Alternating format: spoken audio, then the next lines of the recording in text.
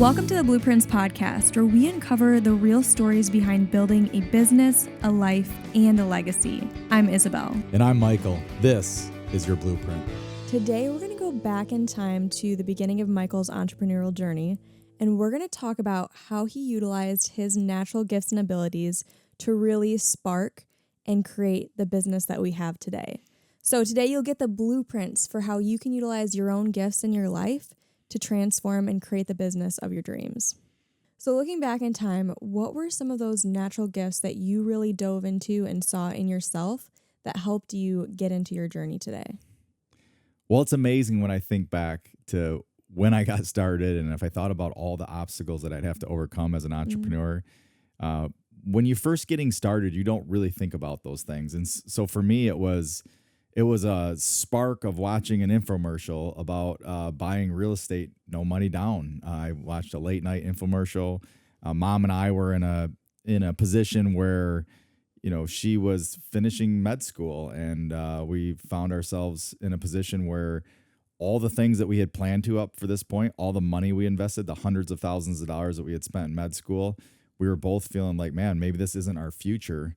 And that was really the spark that kind of forced me into start looking for, how am I going to do life different? And for me, that was like, I need to figure out how to support and raise a family. And with no formal education, really no building background, I watched this infomercial and heard another entrepreneur talk about how you could buy houses, no money down, and you could turn around and build a real estate business that way. And so that led me into buying the program, reading the whole thing, getting super excited about, some of the concepts and the ideas and the idea of building residual income.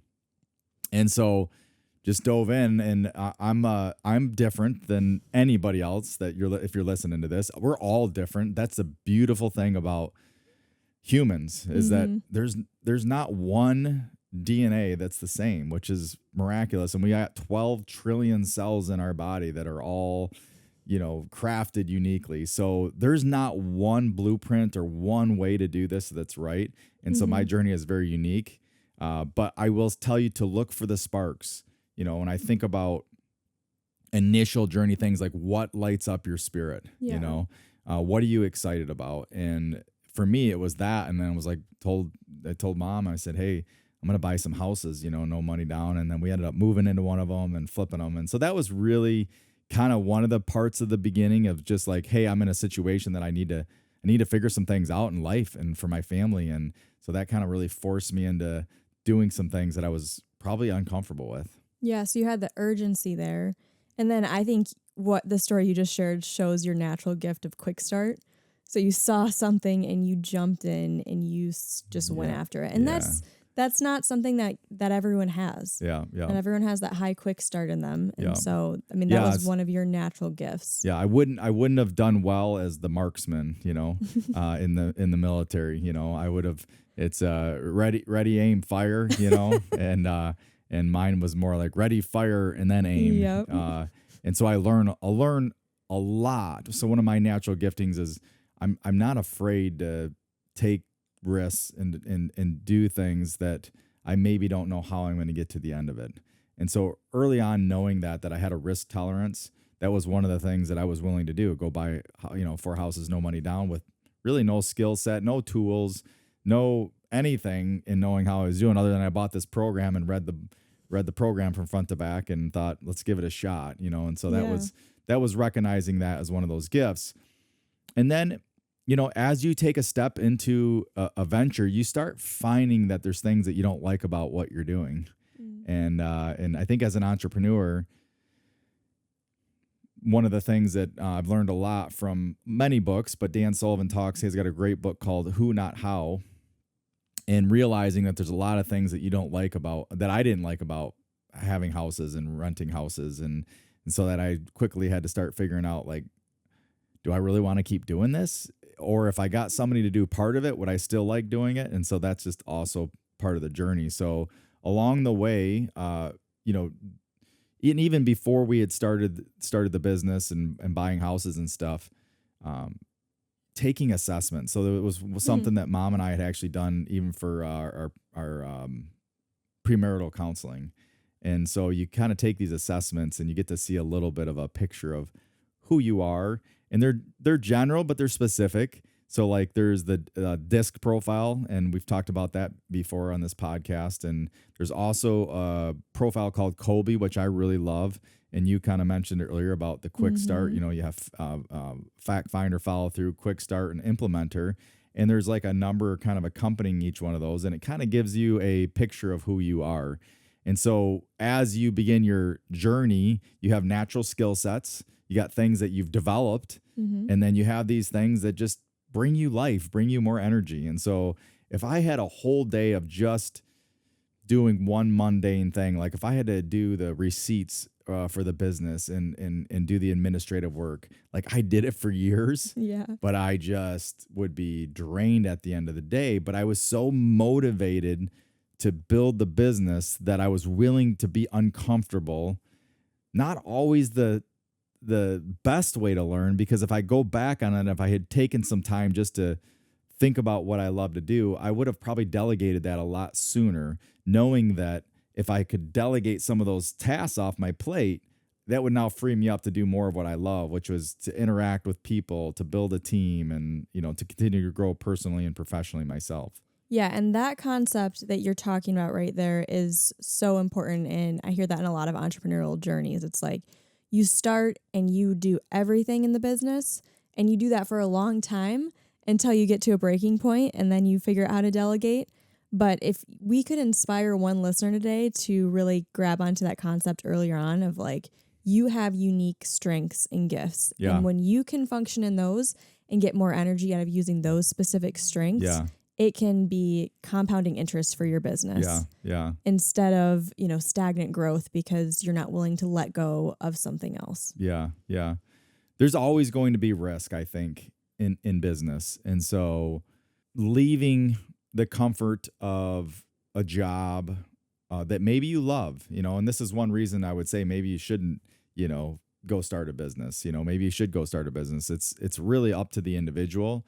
But if you love what you do, you're really happy in what you're doing, and you can see yourself doing it for 20, 30, 40 years, like that's not having a job. I love the quote that Dan Sullivan always tells us. He says that, you know, he will never retire, but what he will do is he retires from the things that he doesn't love to do.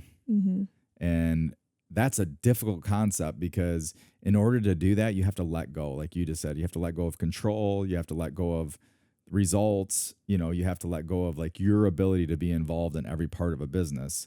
And if you're going to grow something and scale something versus keeping it just you, because I could have decided, and this is part of our journey, I didn't decide just to keep buying houses. You know, that's a business that can be more of a solopreneur type business, where you can buy and manage, you know, a certain number of houses on your own and make a good living. And then over the long haul, really build wealth. There's a lot of real estate people that have made a great living and really generated wealth through buying houses one at a time and fixing them up themselves and doing the nitty gritty work.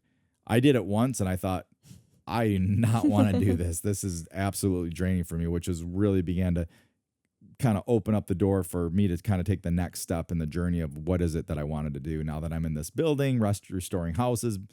You know, then that kind of led to the next step of looking at a business model. And then along the way, as you start to grow something, so one of the other things, kind of natural giftings that I found myself good at was connecting with people and having conversations, you know, and you can see like in some of the tests, like, are you more of an introvert or an extrovert? And both introverts and extroverts can be really successful in business, but parts of the business, like doing the accounting, are great for people that are more introverted. They get energy by being alone, get energy by doing, you know, tasks and things like that and accomplishing and checking the checklist off. I mean, we have on our team, we have people that are more introverted and, you know, and so recognizing some of that stuff early on can really give you clues to where you might want to spend your time in your business. And I knew that for me, being on the outside, being out front, connecting on relationships, those are things that energize me. And so I would lean towards those things, even though